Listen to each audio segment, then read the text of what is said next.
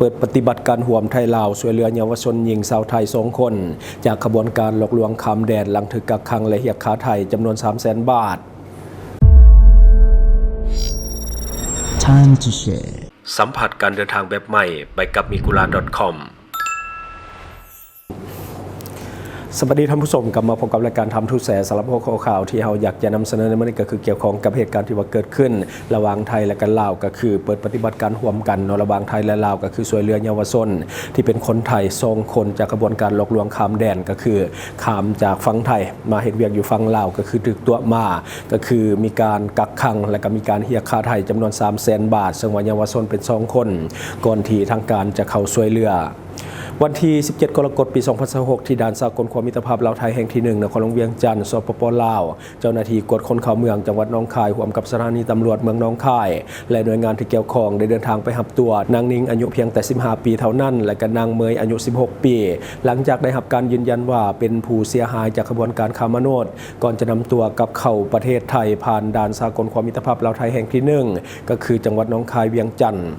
จากการสอบสวนและการคัดแยกผู้เสียหายพบว่าในช่วงเดือนกุมภาพันธ์เดือนเมษายน 2026 ผู้เสียหายทั้ง2 คนได้พักอาศัยอยู่กับหมู่อีก1 คนก็คือนางวิกุลทิพย์หรือว่านางหนึ่งอยู่หอพักแห่งหนึ่งในตำบลเวียงอำเภอฟางจังหวัดเชียงใหม่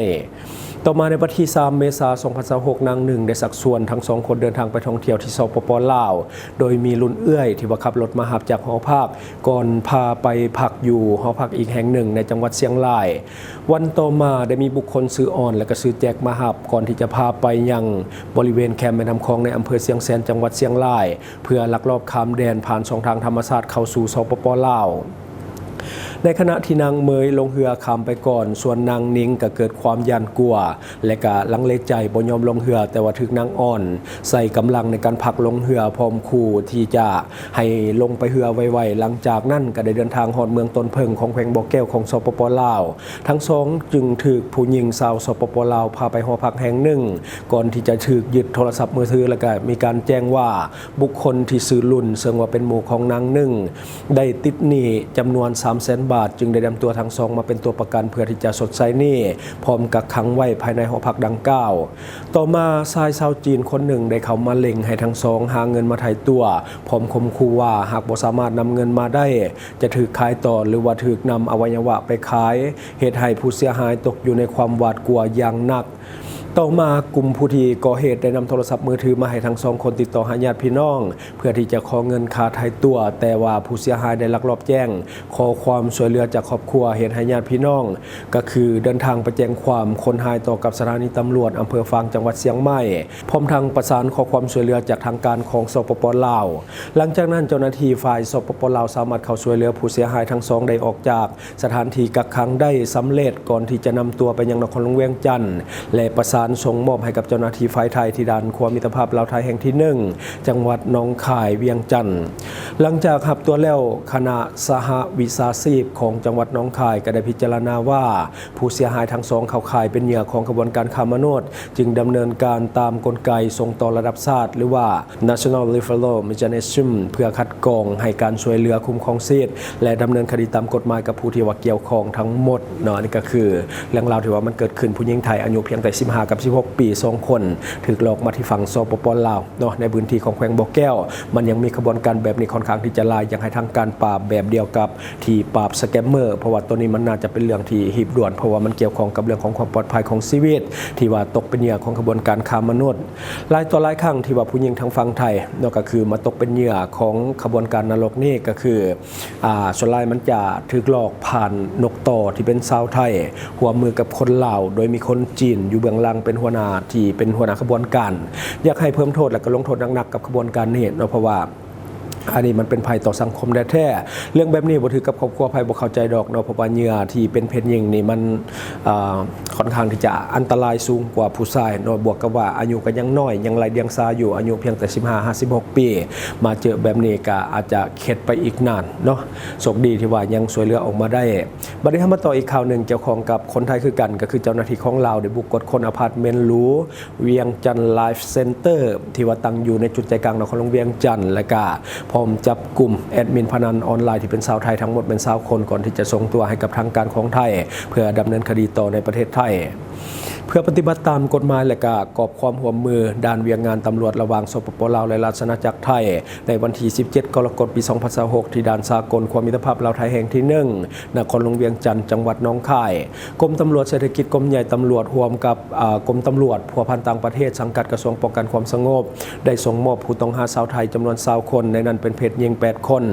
ที่มีพฤติกรรมเรื่องของการเป็นแอดมินตบแซดเว็บพนันออนไลน์ให้แก่เจ้าหน้าที่ของไทยเพื่อนำตัวไปดำเนินคดีตามกฎหมายของไทยในพิธีส่งมอบผู้แทนของทั้งสองประเทศได้ร่วมลงนามในบทบันทึกเรื่องของการมอบหับตัวผู้ต้องหาทั้งหมดโดยฝ่ายลาวนำโดยทานพันโทคำไพฑูรย์ลวันเวียนห้องหัวหน้ากรมตำรวจเศรษฐกิจฝ่ายไทยนำโดยทานพันโททียสพัฒน์ลุงศรีบรมมนากุลห้องผู้บังคับการกฎคนเข้าเมือง4ของประเทศไทยโดยมีคณะผู้แทนจากทั้งสองฝ่ายเข้าร่วมเป็นสักขีพยานในครั้งนี้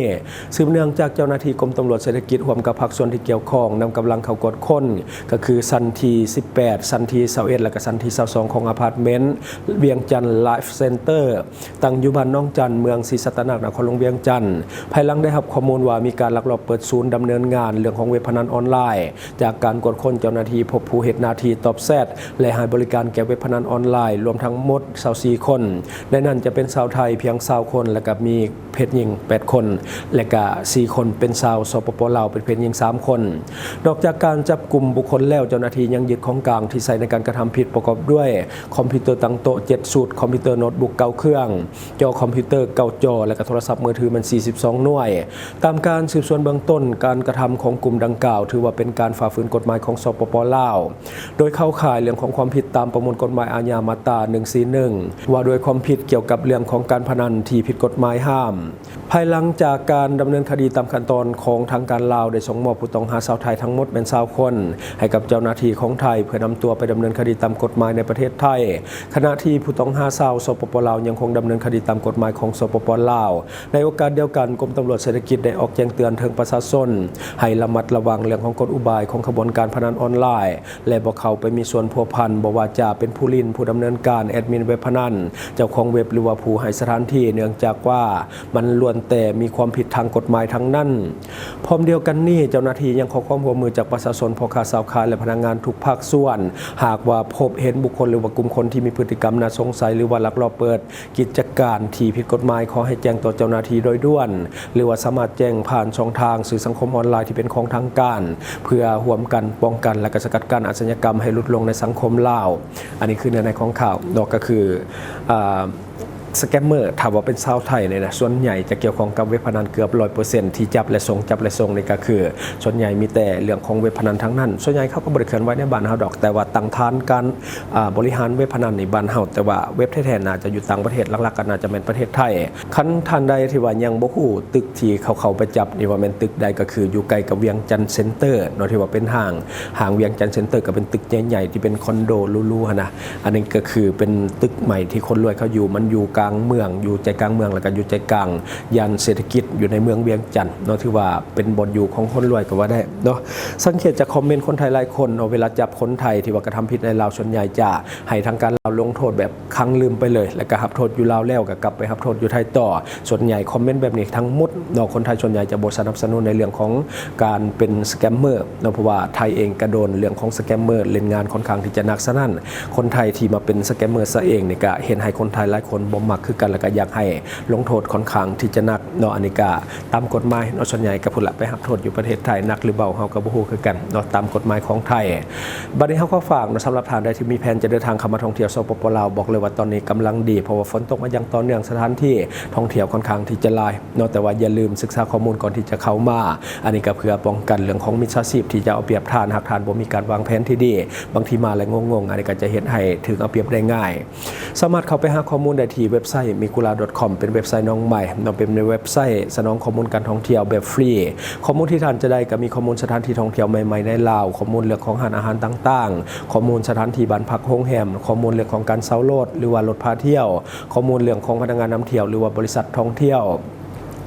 การลงทะเบียนจะมีอยู่3รูปแบบง่ายๆเนาะก็คือลงทะเบียนด้วยเบอร์โทรศัพท์ของท่านลงทะเบียนด้วยอีเมลลงทะเบียนด้วย Facebook สมัครง่ายขั้นตอนบ่ยุ่งยากมีความปลอดภัยสูงแถมบริการฟรี 100% ที่ mikula.com ท่านที่ยังสมัครบ่เป็นกดลิงก์เข้าเบิ่งอยู่ในคอมเมนต์ของเราได้เลยและทั้งหมดก็คือสิ่งที่เราเก็บมาเล่าสู่ฟังหวังว่าท่านจะได้รับสาระดีๆสำหรับท่านที่ว่าเบิ่งรายการเราอยู่คิดเห็นจังใดกับสิ่งที่ว่านำเสนอไปก็อย่าลืมฝากไว้ภายใต้คอมเมนต์ของเราและข้าพเจ้าจะเข้าไปอ่านด้วยตนเองขอขอบใจ